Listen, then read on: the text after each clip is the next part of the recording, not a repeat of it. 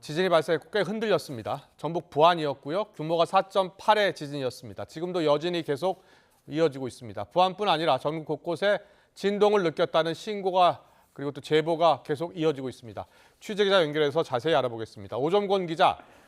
네, 전북 취재본부입니다. 네, 이번 지진이 올해 한반도에서 발생한 지진 가운데 가장 강력했다고 하고요. 네. 근데 오정권 기자가 피해가 난 마을, 그것도 다녀왔다면서요. 좀 어떻습니까? 네, 제가 직접 가진 못했고요. 저희 취재팀, 다른 취재팀이 다녀왔는데요. 전에 들은 바에 따르면 지진이 직접 발생한 마을을 다녀왔는데요. 부안군 진동리에 있는 한 마을입니다.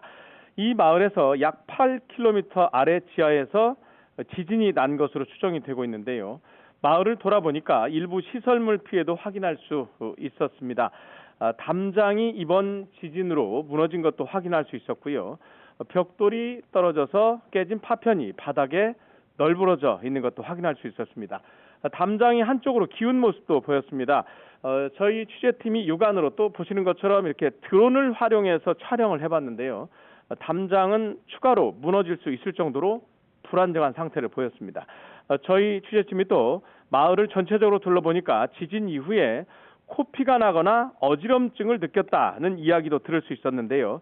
당시 상황이 어땠는지 마을 주민 한 분의 이야기를 직접 한번 들어보겠습니다.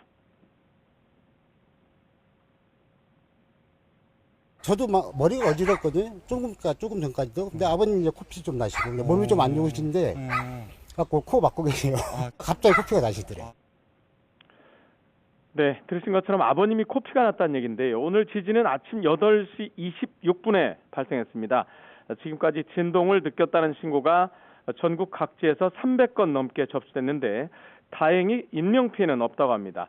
다만 이곳 전북 부안에서는 벽이나 유리창, 타일에 금이 가거나 깨졌다는 신고가 계속해서 들어와서 당국이 현재 집계를 하고 있습니다. 전북 부안에는 아시다시피 수자원공사에서 관리하는 부안댐이 있는데요. 한국수자원공사 부안댐 지사에 따르면 오늘 아침에 지진이 발생하면서 CCTV가 크게 흔들리는 등 상당한 진동이 있었던 것으로 확인됐습니다. 이후에 긴급하게 정밀 안전 진단을 실시했는데요. 다행히 부안댐, 정수장 모두 안전한 것으로 확인됐다라고 부안댐 측은 밝혔습니다. 또 이번 지진으로 전북 지역 교육시설 11곳이 피해를 본 것으로 잠정 집계됐습니다. 유치원 1곳, 초등학교 5곳, 중학교 4곳, 고등학교 1곳에서 시설 피해가 접수됐습니다. 피해는 화장실 타일 갈라짐, 천장 떨어짐, 벽의 일부 균열 등 대부분 다소 경미한 것으로 나타났습니다. 고창, 전북 고창에 있는 영선고등학교는 단축 수업을 진행하기도 했습니다. 오늘 본 지진 이후에도 15차례가량 여진이 현재 이어지고 있습니다.